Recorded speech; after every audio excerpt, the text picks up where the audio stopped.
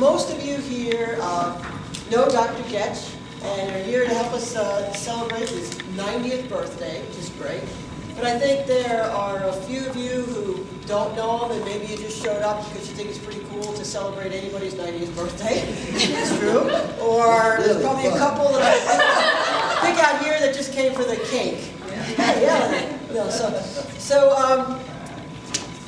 for those of you who don't know Dr. Goetsch, you might be wondering, why is it that we're celebrating this guy's birthday at the college? And so I just want to, I jotted down a few dates and a few things that I want to tell you so you know that, because I know as an alum, when I went to school here, if you would have asked me now, you know, who is Dr. Goetsch, I'd say, well, he's a physiology professor, right? And that's like all I knew. But there's much more, and he's very much integrated into the beginnings and early growth of the college. And if I get these dates wrong, just go with it, okay? He joined Purdue as a graduate instructor in veterinary science in 1952, and became a faculty member in 57, and then the founding head of the Department of Veterinary Physiology and Pharmacology in 1959. So that was the very beginning of the school, as you guys well know. And what you might not know, and I didn't know this until just recently, was that in those early years, Dr. Goetsch actually supervised the procurement of the research equipment and the teaching equipment and the furniture. And as I understand it, Dr. Goetsch, you worked closely with architects, and you pretty much helped plan this building, right? I think they sent you places. I had a file on every room. A file on every room. And then that wasn't enough. They made him be building deputy, which I think is terrible punishment after you've done all of that. That's the key person. Yeah. I know. So then he stepped down from that position in 1978, but then he stayed on and he continued to teach and fulfill many other major service functions until he retired in 1988. Is that right? Right. Right. And so he had many friends at the school throughout his career, and he's continued to make new friends as they joined the PVM and to be very involved in our college activities, and we very much appreciate that. And you know, the rumor has it that he plays golf with some of the people from here and bowling, right? So we're very happy that he continues to enjoy his retirement and continues to have us involved and let us share in his celebration. And so the Department of Veterinary Physiology and Pharmacology, you know, eventually, after they improved it by adding anatomy, it became basic medical sciences. They only had one other department head that followed Dr. Goetsch, and that was Dr. Coppoc. And he couldn't be here today, and he felt really bad about that, so he sent Harriet, his spouse, with some words to say. So come on up here, because I printed them out too, but it's better if you hear them from Harriet. So we have 3 copies, so we know we're covered. Gordon was very disappointed when we found out he could not come today. He's in Indy. But he wrote this for you, Daryl. I'm extremely sad that I cannot be present today to help celebrate the birthday of someone for whom I have great respect. Dr. Goetsch is responsible for Harriet and me being at Purdue. Dr. Goetsch was head of the Department of Veterinary Physiology and Pharmacology when he and Dr. Bill Carlton met with me at the annual CRWAD meeting in Chicago. That visit led to further visits that ultimately led to Harriet and me moving from Chicago to West Lafayette when I joined the department in August 1971, almost 42 years ago.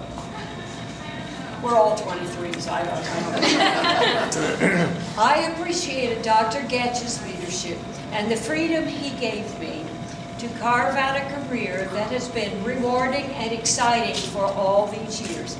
Thank you to a fellow K-Stater. Thank you, Dr. Goetsch. We're so very happy that you're allowing us to share in your birthday celebration, being 90 years young, which I guess is on Saturday, for real. It'll be 90 Saturday. 90, all right. So I think it's traditional that we actually have to sing, and since that's not in my forte, Becky, are you gonna join us? I will. All right. Here we 1, 2, go. 3. Happy birthday to you. Happy birthday to you. Happy birthday, dear Terry. Happy birthday to you. I think this has been a great thing that you have done for me today. That's for sure. It takes a little effort. I was going to say that when the school started, there weren't very many of us here, and I was a member of several committees, one of which was an admissions committee.